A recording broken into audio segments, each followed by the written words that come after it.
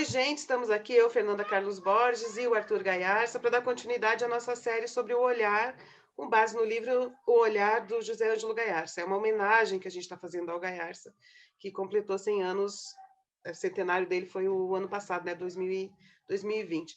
E a gente está reunindo, então, um povo interessado nesse legado teórico-prático da psicologia, da teoria psicológica, né, proposta pelo Gaiarsa, que envolve também uma psicoterapêutica, né?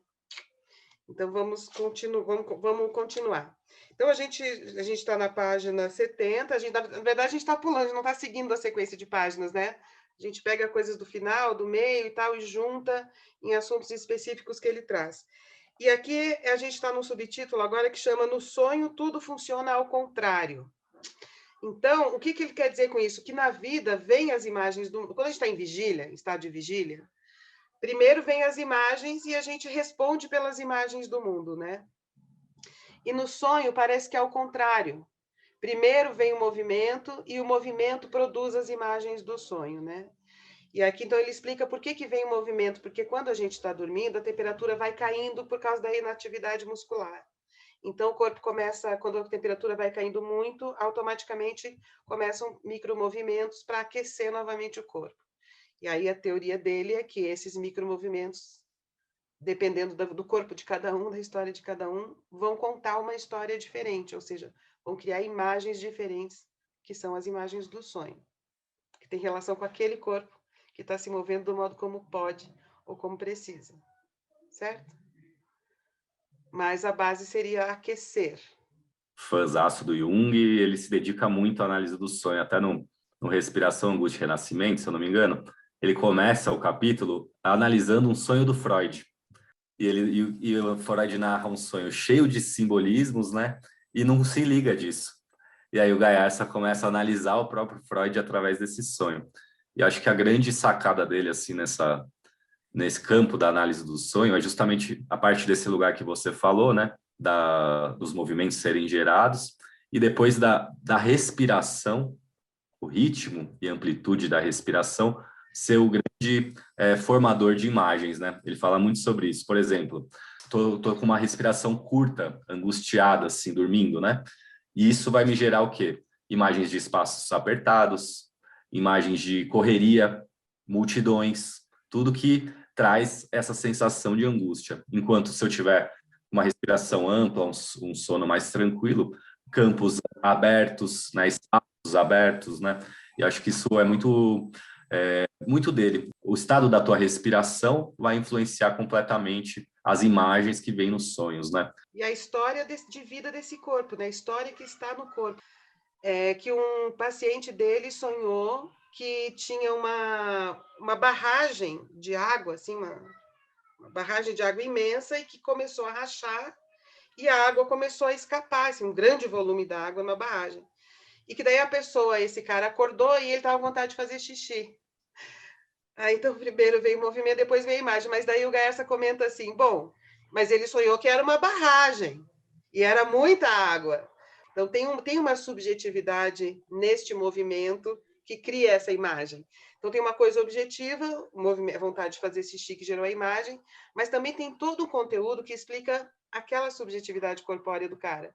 Por que uma barragem? Porque não era um copo que estava virando, alguma coisa qualquer, assim, né? Um filtro de água que começou a vazar, não era uma barragem. Então, com isso, ele conseguiu analisar, tratar da atitude, né? E também sair um pouco dessas análises tão diretas, né, que hoje em dia se faz com a internet e tudo mais, né?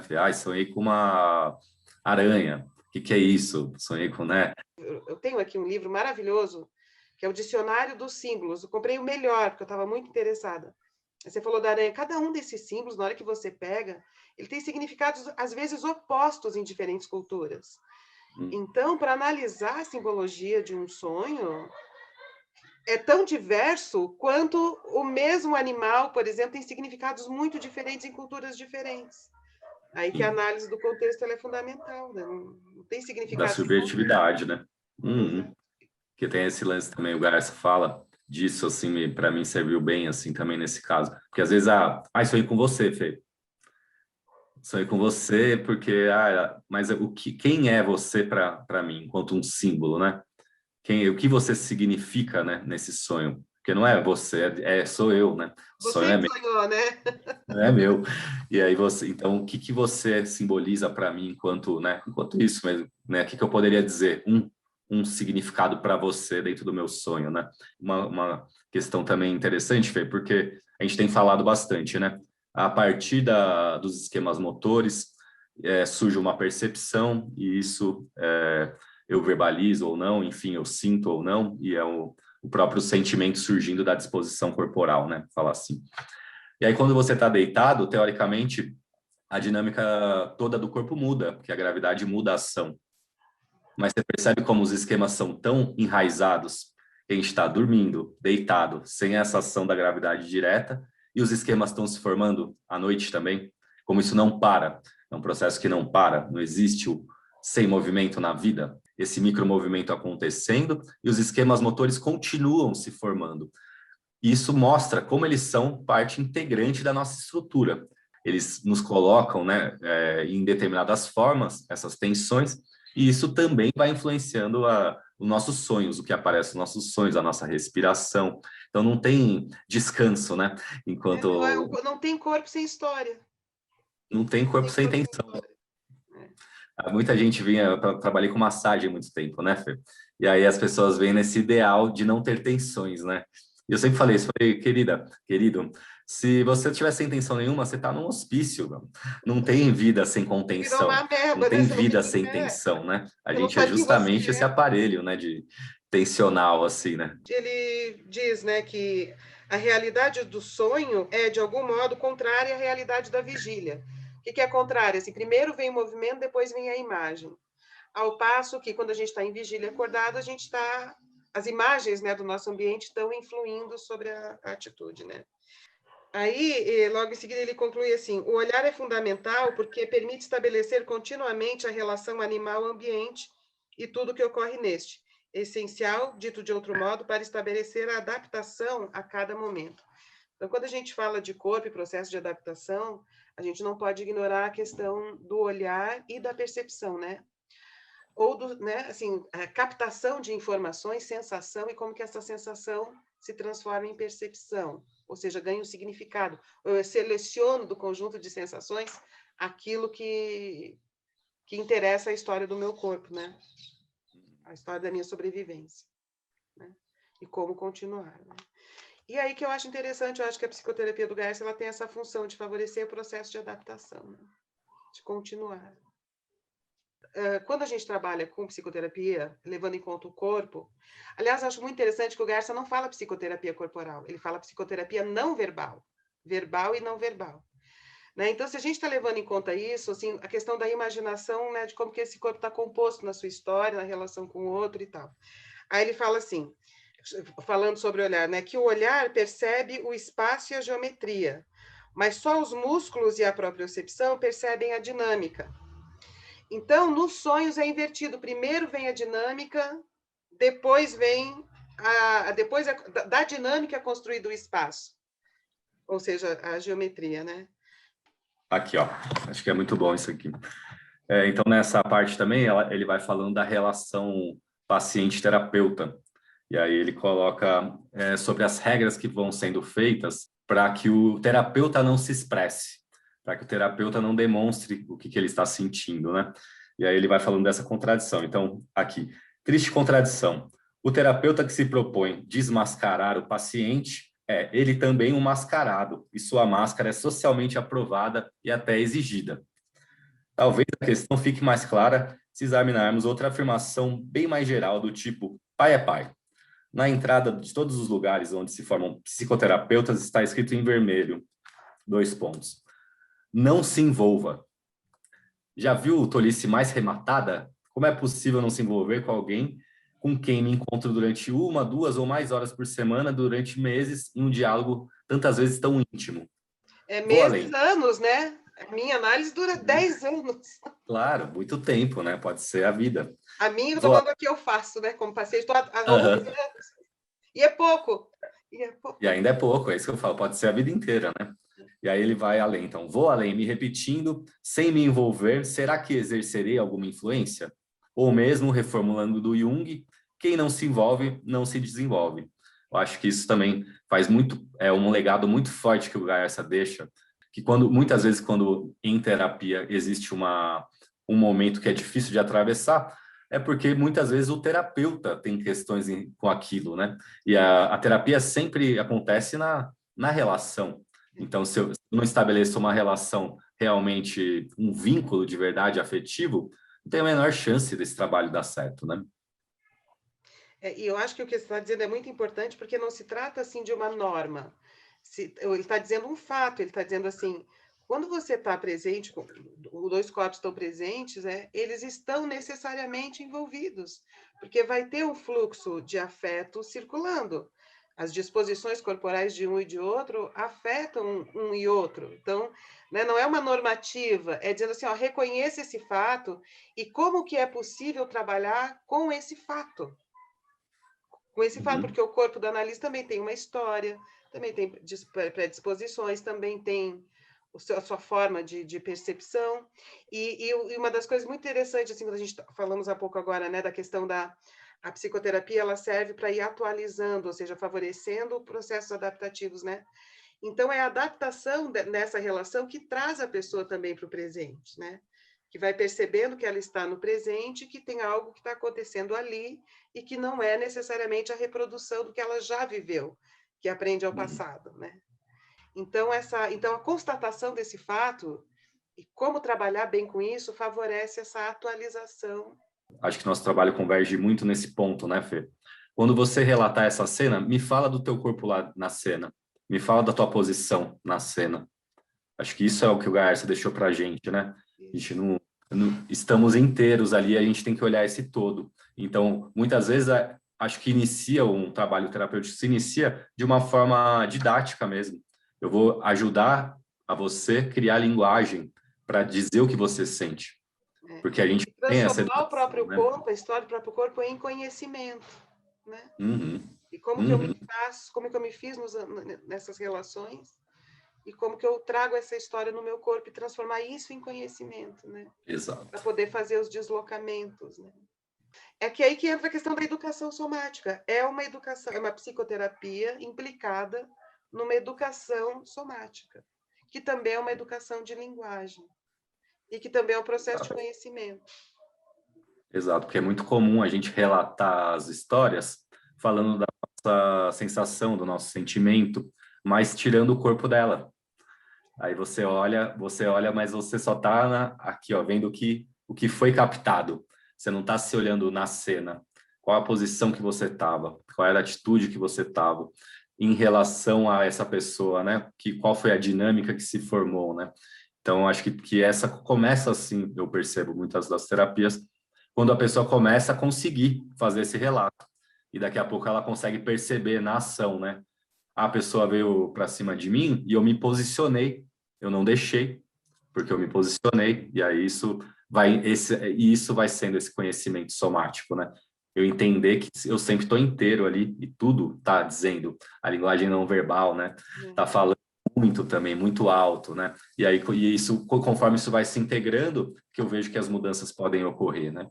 Antes disso, ainda é um processo de uma pré-escola, né? Porque a gente é muito imaturo e muito mal educado para entender as nossas emoções, inclusive as nossas posições também, porque muito disso é negado na educação, né, Fê? Tem uma coisa de enriquecer esse trabalho, de imaginar estas relações corporais, espaciais, disposicionais, trabalhar com a imaginação das pessoas, enriquecer esse trabalho de imaginação, né? Que eu quero dizer que é criar imagens, né? Vinculadas à experiência ou às vezes vinculadas, bom, enfim. Aqui começa o assunto a ficar complicado, porque também vinculadas ao futuro, e aí vai. Então, Assim, minhas identificações são visíveis para o outro e só para ele ou para eles, né? Ou seja, o que é identificação? É aquilo que eu fui incorporando da relação que eu tive, por exemplo, na minha família, no meu ambiente social, as relações que foram constituindo o meu corpo por meio da identificação. Então, por exemplo, ele está falando aqui em psicanalizar, quando eu vou fazer tal coisa, vem a voz do meu pai, ou vem a voz do professor, ou vem a voz da vizinhança, ou vem a voz do padre, não é só uma voz interna. Estes personagens estão incorporados no seu corpo como esquema motor, para não fazer tal coisa, ou fazer tal coisa, né? Então, só que eles, assim, para a pessoa que está em ação, que está fazendo, ela é como se ela só ouvisse a voz ou viesse a memória, mas para quem está vendo como que naquele momento aquele corpo ficou parecido, ou reproduziu aquele esquema motor. Então, ele fala, os outros veem a identificação, incorporações desses esquemas motores que nos colocam em determinados lugares. Isso é uma coisa que eu estava pensando ontem até, Arthur. Fala aí. O Gaiarsa, ele falou muito sobre os esquemas autoritários, né? Porque ele estava fazendo aquela transição nos 50, 60, 70. Então, ele estava falando contra esses esquemas assim de uma disciplina autoritária. Então, muitos exemplos que ele dá nos livros são com relação à questão das atitudes autoritárias disciplinadas. Mas o que a gente vive no Brasil hoje é um autoritarismo diferente, porque é um autoritarismo abusivo. Eu posso tudo, eu posso estacionar fora da faixa do estacionamento, eu posso dizer que não estupro a mulher porque ela é feia, eu posso pesar negro em arroba, eu posso chamar viado de nananá, quer dizer, é um autoritarismo, mas ele tem uma expansão abusiva nesse corpo, né? Que se atira para cima, que pode tudo. Então, é um autoritarismo que não está submetido àquele esquema do rigor disciplinado, né? Se bem que esse abusivo aparece no Nelson Rodrigues, porque o Nelson Rodrigues escreveu no mesmo período e todas as peças do Nelson Rodrigues falam deste autoritarismo abusivo, que não aparece tanto no Gaiarsa, mas que no Nelson Rodrigues está lá em perversão mesmo, em perversão sexual, inclusive, né? Acho que também a gente pode falar desse processo didático, assim como a gente falou no ponto anterior. Não é um problema eu usar gestos do meu pai e da minha mãe, desde que eu tenha incorporado e saiba que são, que eu tenha incorporado eles e esteja mais consciente que eu estou usando. É um conhecimento, né? Você aprendeu a fazer aquilo que eles sabem fazer, né? É assim que o corpo faz, aliás, né? Se me serve, né? Não tem por que jogar fora, né? Me serve, eu continuo usando, mas colocando consciência nisso, né? Então, acho que isso também é um início de trabalho, assim, de terapêutico mesmo, assim, a pessoa ir percebendo quais são esses gestos. Agora que a gente está no momento, né, da câmera, né, Fê? É muito nítido, né, que eu me vejo várias vezes aqui fazendo papai e mamãe aqui, e outros que eu incorporei no canal também, nessas figuras que geram essa sensação de autoridade para a gente, assim, né, às vezes amigos e tal, que eu fui incorporando algumas formas de fazer que aprendi com eles também, e isso acho que o Gás também, nós todos, né, vemos como uma coisa boa, positiva, né, quando eu vejo essa potência de poder incorporar outros esquemas e não ser um escravo do que eu imitei lá jovem, né? Você mesmo que traz isso, né, Fê? Essa possibilidade de incorporar novos superegos, né? Assim, ou outros esquemas motores no seu superego, falando assim. Ampliar, né? Ampliar o repertório de incorporações. E quanto ao Bozo, né, tipo, eu sempre fico nesse olhar, assim, do corpo, né, na posição dele em relação às coisas, e eu sempre noto isso. Ele tem uma base muito estreita sempre, Fê. Se você olhar, ele para com os pés juntinho, meio pé de pato, assim, aberto, e toda aquela agressividade, aquele ódio que ele expressa, é porque ele sabe da fraqueza dele, e sabe da impotência daquele corpo ali. Se ele estiver sozinho ali, você fizer assim, ó, com dois pés juntinho, ele cai. Por isso que ele grita, né? Então ninguém pode chegar perto, né? Ninguém pode chegar perto, então ele tem que agir dessa forma porque é um pincher, né? Então, quando ele tem que gritar muito, porque ninguém pode chegar perto, porque se chegar vai perceber que ali não tem força nenhuma. Ele não suporta, né, um abalo provocado pelos afetos, né? E fora que, claro, ele não tem base nas pernas, não tem base de partido, não tem base ideológica, não tem base... O que esse cara tá fazendo ali, né, velho? Pelo amor de Deus, como é que ele foi parar lá, velho? Inacreditável, né, meu? Tem um meme que eu vi, eu até compartilhei no Facebook, que é assim, tá uma foto dele gritando com uma jornalista e fala assim, Quando é jornalista, ele mostra esse poder todo. Quando é uma mulher jornalista, separada dele por uma cerquinha, ele grita desse jeito. Na hora de chamar para conversar com a Haddad, para debater com a Haddad, está lá a foto dele chorando. Na hora de bater Ele não de frente com suporta a força, o... ele não tem força para Com... aguentar. Ah, Não tem foi o estrutura, não da tem força, CPI, não tem base, não tem, né? de último dia da CPI, né? Que ele reconhece a mutreta, mas ele não quer bater de frente com um Mas grande isso é pura impotência, mas é a belicista mesma coisa forte. a Covid. Antes a gente já podia pensar, só impotência, tipo, ele não sabe o que fazer, ele é incompetente para fazer qualquer coisa, deixa morrer. Deixa morrer é sinônimo de... É a expressão da impotência, né?